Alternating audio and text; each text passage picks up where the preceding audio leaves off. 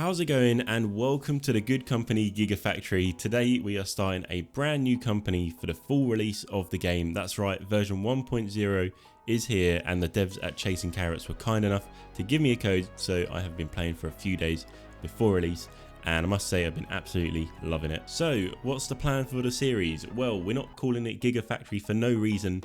So the end goal is to produce every single product and have a massive company at the end of it. So with that goal in mind, I sat down, started playing, and realized pretty quickly it's going to take a long time. There's 17 products in the game now, I think. So I thought the best way to do this is probably going to be doing a time lapse so we can get into the cool machines and conveyor belts pretty quickly. Also with the time lapse, I won't be cutting anything out, so you'll get to see everything, all the mistakes I make, all the layouts that don't quite work.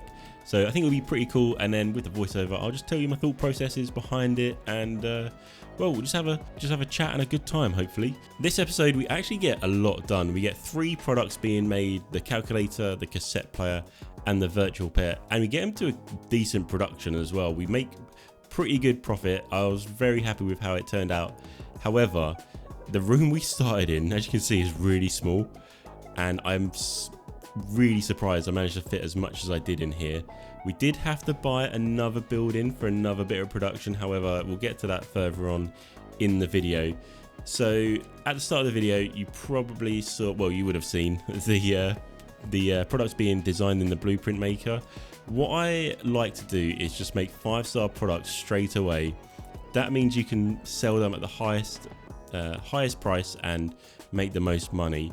I also like using the same modules in each one. So for example, every single product that we're making at the moment uses a plastic case. That means you only need one area making cases, and it saves a bit of space, and it just makes sense. It's also a lot cheaper because you have to have less workers and less tables and stuff. So it's always good to try and use similar modules. However, sometimes it just don't work, like the ratings and that just don't work, and some of the products do use different modules. Like the cassette player, we had to use a beeper, and that's not in a calculator or a virtual pet at the moment anyway. I don't think I'm guessing a beeper would go into a virtual pet at some point, but at this moment it's not in there. So I was aiming for 3 assembly tables for each product. I thought that would give us enough just to at least break even and not go bankrupt, because that is a real issue here. Actually, we've got competitors and we've got game over turned on, so if we run out of money, it's game over. Which I don't know, I guess that's fine. It's as long as you get a good start, you should be good for that. And competitors, they will actually take market share away from you. They will design better products than you. They can even advance the markets as well. So we're going to have to keep an eye on that, because our products may slip behind the competition and we won't sell as much. So now I bought this building because I realized I just wouldn't have enough space to produce the batteries that we needed, and every single one of these products needs a lot of batteries. So I thought as well, this might be a good opportunity to get a little bit of a research area going as well. So I thought we'll just fill this room up with as many battery producing tables to begin with, and then have a research area that actually analyzes the batteries, and that gives us the research points. I hope that made sense. I literally did not know what I was saying there. Anyway, we had to produce quite a lot of batteries actually. So how many tables have we got there? We've got 3, 6, 9, 12 tables producing batteries. That's a lot of batteries. Using work zone policies as well to up production. So I probably need to put more work zone policies on there, because we do put the research zone in that area as well. So we're just doing courier routes now.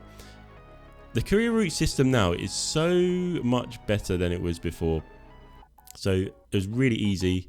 The workers act a little bit differently as well, and it doesn't get stuck, which is always nice. So set up a little courier route between there. It just takes the plastic and the chemicals over, brings back batteries, and everything's good there. So we start on the research area now. I think we've got different types of research points, which are cool. There's 4 different types of research points. Each product or module, I guess, you need to research uses different types of points, and different modules give you different types of points. So we just started off by researching some smaller cases. I thought they may be useful because we're going to be focusing on the smaller products to start with, and if we have smaller cases we can fit more. Well, if we have the small cases research, we'll be able to fit more modules in them.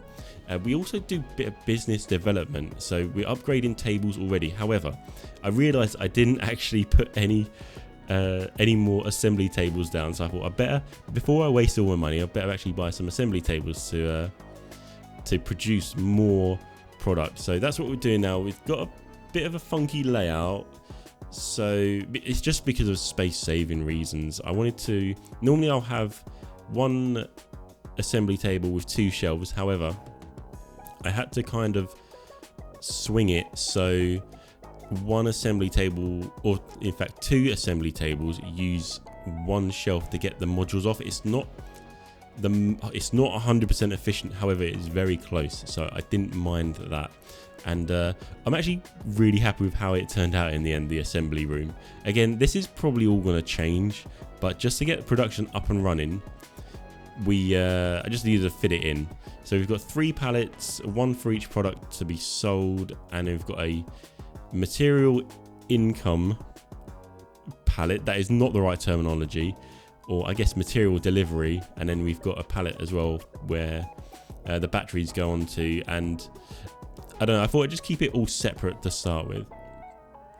I didn't realize as well how many logistics workers I would need for this. So there's a ton of workers going around, and we're on minus 36 grand already with a minus, well, it was -8, but minus 3,000 a week now. However, production is just about to ramp up because we've added the more tables. Saying that, it didn't ramp up.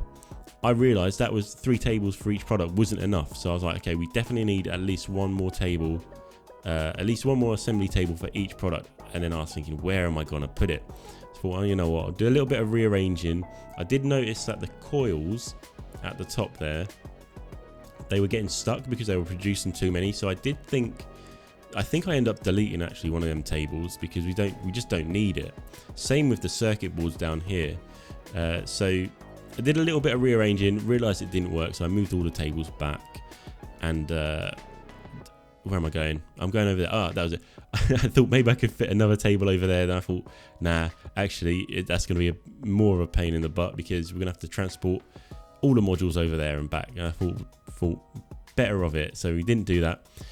Just changed the circuit boards over there, deleted one of the tables, and that gave us a little bit more space down here. Did a little bit of rearranging that table. I don't know if that made any difference as well. But we definitely could fit 2 here. We do swing one around as well. I managed to get another one in, but I can't remember where I put it now, actually. I'm going to be impressed with myself in a minute. Okay, so we get that one there. That's another one for the cassette player. And where does the other one go? That goes right in the middle there. Okay, I guess that works. Guess that works. That's fine. So that was the assembly done. So that's all products done. Well, all 3 initial products done. So that is our little module area with a little assembly table stuck in the middle of it. Turned out pretty good. That's our battery making and research area. Again, this is all gonna change, but for now it works. And then the assembly room here where everything gets sold from. So that was the first episode. Thank you for watching. If you did enjoy the video, remember to hit the like button and subscribe. But as always, stay safe, have fun, and I'll see you on the next one.